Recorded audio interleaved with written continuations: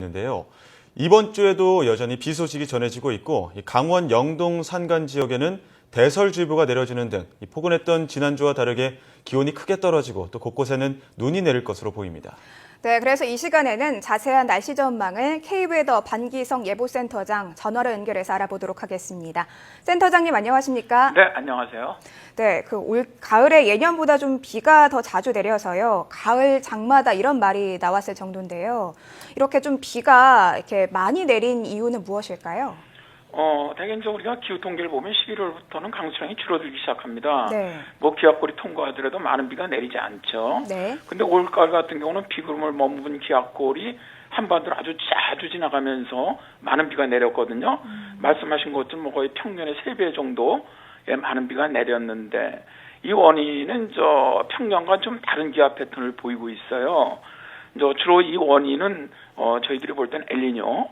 엘니뇨가 지금 굉장히 강하거든요. 네. 따라서 이 엘니뇨가 가을 장마의 원인인 것으로 보고 있고요. 이렇게 엘니뇨가 발달하게 되면은 일단 우리나라는 기온이 평년보다 좀 높고 따뜻하면서 비는 많이 내리는 이런 특성을 보입니다. 네. 예. 엘니뇨의 원인으로 다른 기압 패턴을 보이고 있고 이 때문에 가을 장마가 이어지고 있다는 말씀을 해주신 것 같은데요. 그렇다면 올해 충남 지역을 덮친 가뭄이 내년에는 더 심해질 거라는 전망이 나왔는데 이번에 내린 가을비로 인해 가뭄 걱정이 좀 덜 수 있게 되지는 않았을까요?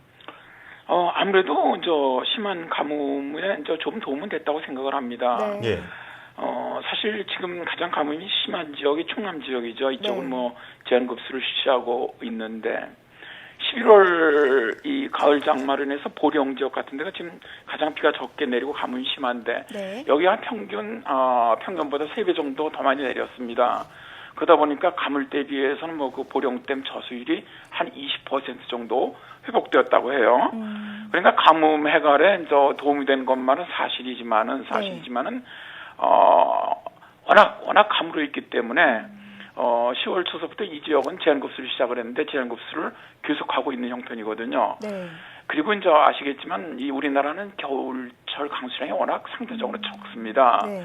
겨울 세 달 11월, 2월까지 내린다고 합해봐야 7, 80mm인데 이게 평년만큼의 비가 내린다고 하더라도 큰 도움이 안 된다는 거죠.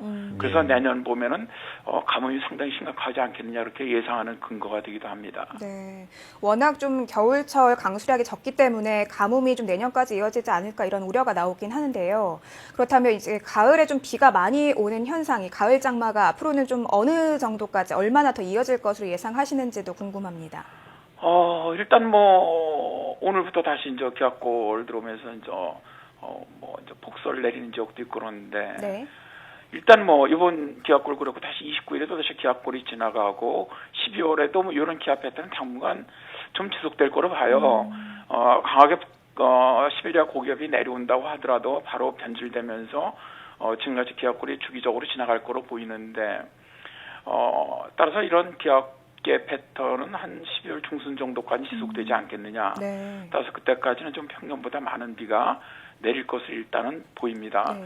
그러나 12월 하순부터 내년 1, 2월은 평년과 좀 비슷한 정도의 강수량을 예상을 하고 있습니다. 예.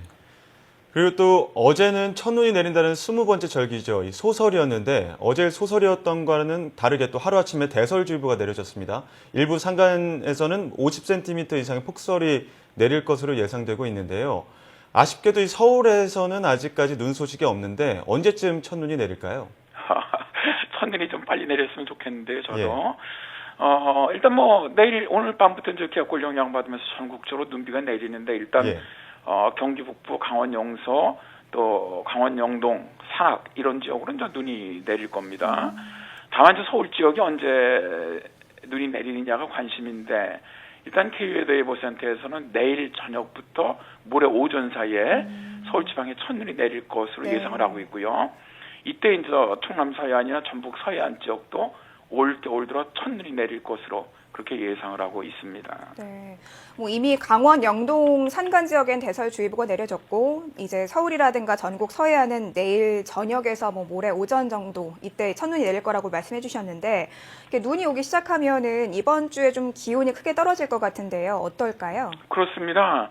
사실 원래 이제 가을에는 비가 한번 내리고 나면 내복 한벌이라는 속담처럼 기온이 뚝 떨어지는데 올가을 같은 경우는 겨우 그런 경우가 없었어요. 네. 비가 내려도 기온이 큰 폭으로 떨어지지 않았는데 이번에는 뭐 상당히 큰 폭으로 떨어질 것으로 예상이 됩니다. 아주 북쪽에서 상당히 강한 시베리아 고기압이 내려오고 있거든요.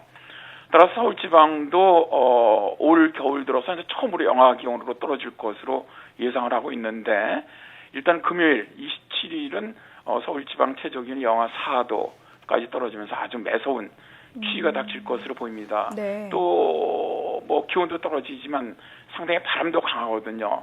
따라서 체감 기온은 거의 영하 10도 이하로 떨어지지 않겠느냐 그렇게 예상을 하고 있습니다. 네. 예, 특히나 올겨울은 이번 주에는 방한 대책이나 방한 대비 잘 하셔야 될 것 같은데요. 또 올겨울은 아까도 말씀해 주셨지만 엘니뇨의 원인 때문에 뭐 가을 장마도 이어지고 있다는 말씀해 주셨는데 평년보다 올겨울은 또 따뜻할 거라는 전망도 나왔는데 어떻게 보십니까? 일단 어제 기상청에서 장기예보를 발표하면서 예. 엘니뇨로 인해서 이제 올겨울이 따뜻할 것으로 예상을 했습니다. 근데 저희 K웨이더 예보센터에서는 올겨울이 평년과 비슷하거나 좀 다소 춥지 않겠느냐. 일단 저희들은 그렇게 봅니다. 네. 왜냐하면 우리나라 겨울에 영향을 주는 것이 엘니뇨뿐만이 아니고 북극 빙하 양이라든가 뭐 시베리아 눈덮임이라든가 안류산 저기압 발달 등 굉장히 많습니다. 그래서 이러한 요소들은 분석을 해보면 엘니뇨는 굉장히 따뜻한 겨울이 맞는데 다른 요소들은 좀 추울 수 있는 요소들도 많이 있거든요. 네. 그래서 일단 저희들은 뭐 올겨울이 따뜻한 겨울보다는 평년과 비슷하거나 약간 추운 정도. 그리고 그 대신 이제 기온이 지금 아주 상당히 큰.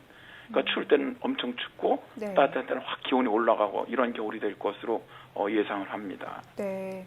올 겨울이 더 추울 것이고 이제 따뜻한 날과 그렇지 않은 날의 차이가 좀 클 것 같다고 말씀해 주셨는데 그렇다면 좀 미리 대비하는 것도 중요할 것 같습니다. 이 한파 대비 어떻게 구체적으로 좀 하면 좋을까요? 아무래도 이제 본격적인 뭐 이번 주부터 이제 한파가 내려오면서 주기적으로 한파가 내려올 것으로 보이는데 네. 지금까지 상당히 따뜻했거든요. 그러다 보니까 이번에 내려온 한파는 뭐 상대적으로 상당히 춥게 느낄 겁니다. 왜냐하면 신체도 일단 추위에 적응이 되어 있지 않거든요. 네. 그래서 이번 주 이제 한파서부터는 일단 뭐 외출하실 때 두터운 옷, 모자, 장갑, 목도리 이런 거 꼭 챙겨주시는 것이 좋고요. 네. 지금 기온이 상당히 높아 있었던 상태이기 때문에 비닐하우스, 작물이라든가 양식장 이런 데 온도 관리도 좀 잘해주셔야 할 것 같고요.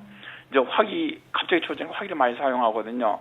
좀 불조심도 신경을 써주시는 것이 좋겠습니다. 네, 여러 가지 뭐 좀 건강 관리나 시설물 관리가 필요할 것 같습니다. 네, 지금까지 K웨더 반기성 예보센터장과 함께 이야기 나눴습니다. 센터장님 오늘 말씀 잘 들었습니다. 네, 감사합니다.